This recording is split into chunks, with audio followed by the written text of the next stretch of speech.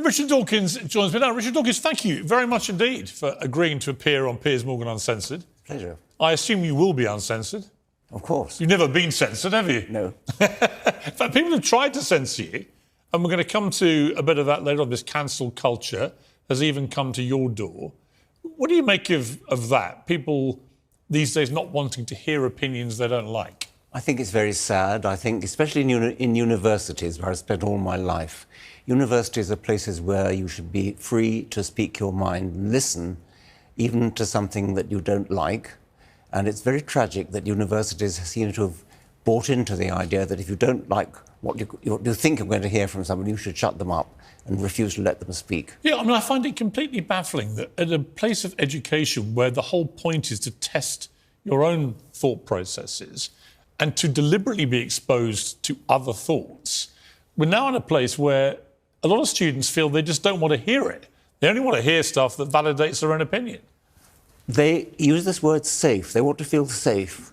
And university is the one place where you should not feel safe. Yes. Certainly not intellectually dangerous. safe. Yes, exactly. In terms of thinking. Yes. You know, I just think you want to be constantly challenged and provoked about what you believe and what you think. You want to be physically safe, but yes. Intellectually you should be challenged. Well, it's just, what's extraordinary to me is they want to, what they call degender and neutralise language, but they're doing it from a completely false pretext that you can somehow pretend biology doesn't exist, particularly when it comes to someone's sex. I mean, it's incontrovertible. There's no scientific doubt about this. And yet a small group of people have been quite successful, actually, in reshaping vast swathes of the way society talks and is allowed to talk.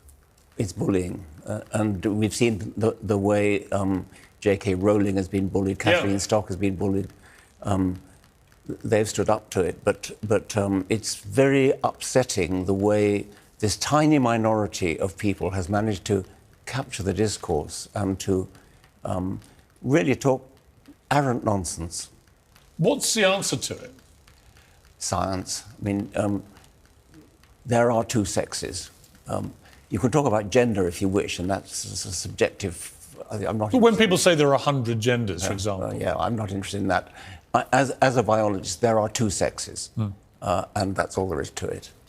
You had a Humanist Award stripped in 2021 because of your comments about this kind of thing. You had a tweet in April of that year. In 2015, you tweeted, Rachel Dolezal, a white chapter president in America of the NAACP, was vilified for identifying as black. She was white. Some men choose to identify as women, some women choose to identify as men. You'll be vilified if you deny that they literally are what they identify as. Discuss. And all hell broke loose and you had your award stripped because you were effectively doing what J.K. Rowling and others have said. You were just espousing a biological fact. I wasn't even doing that. I was asking people to discuss. Discuss. That's what I've done all my life in universities. Right. Do you like social media?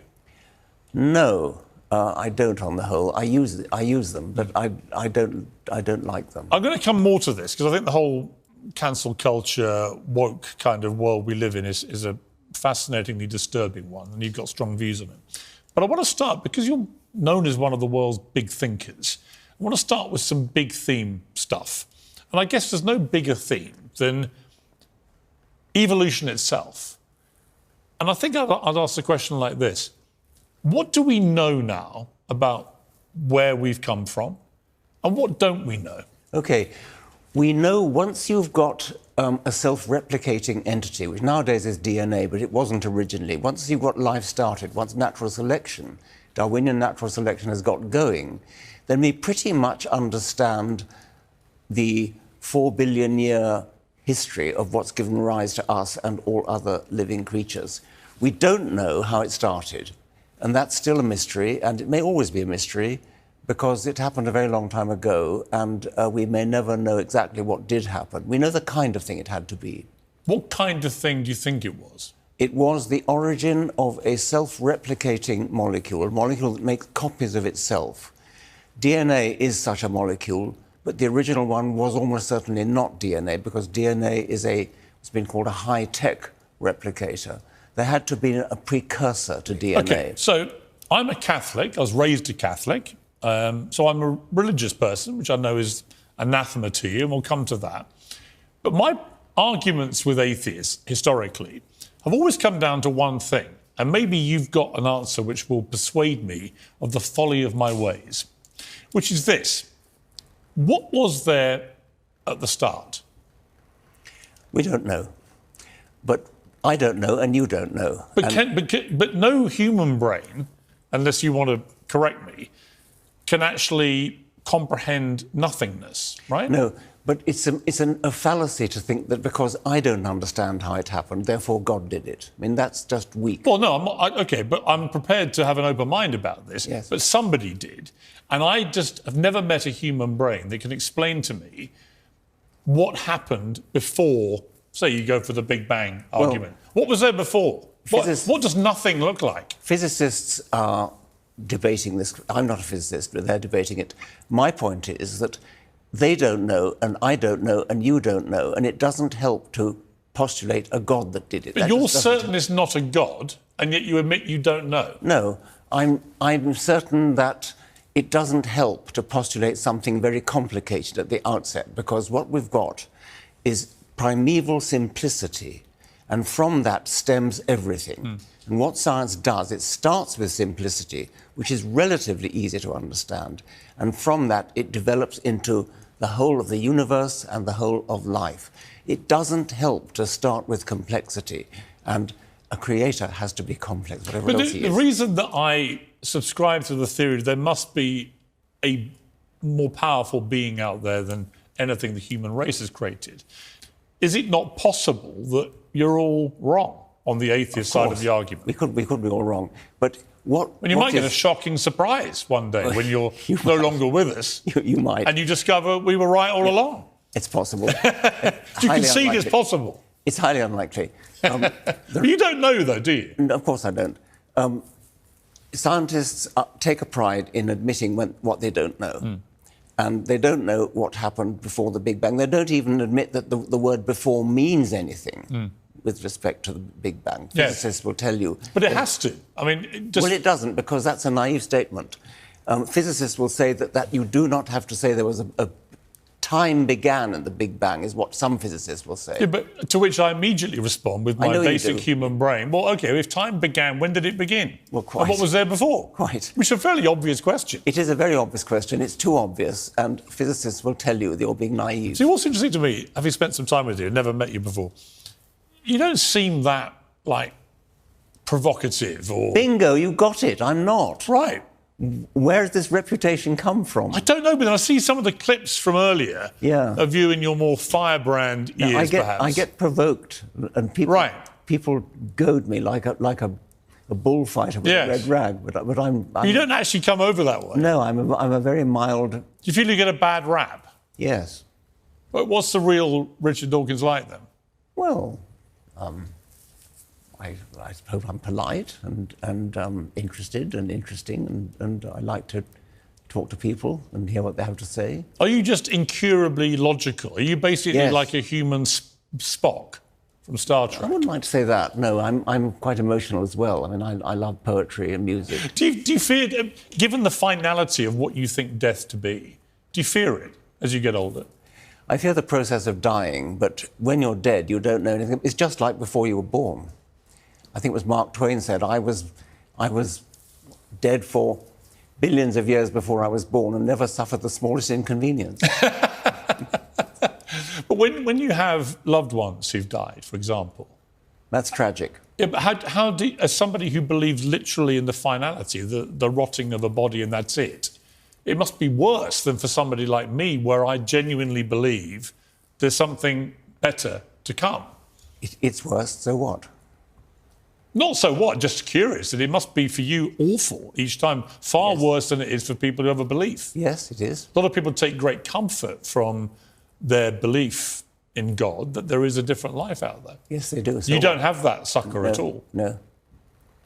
So is it incredibly painful? More for you, perhaps, than somebody I don't think so. Who is a believer? Let me put it to you this way. If you really did believe it, wouldn't you say to the person on the deathbed, looking forward to seeing you in purgatory? A lot of people say, looking forward to seeing you in another life, yeah. Yes. A lot of people say that. You don't really believe it, though. Actually, I sort of do. Yeah, I do, actually. Because I find it, when I think about it in big picture, which is your great thing, I think, how likely is it that we just got put on this planet, Earth, as human beings, as a one-off kind of entity that existed here, and then you die and that's it?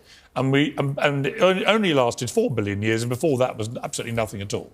How likely is that to have been the case? I don't think that's likely. My human brain, which is limited, does not think that is likely.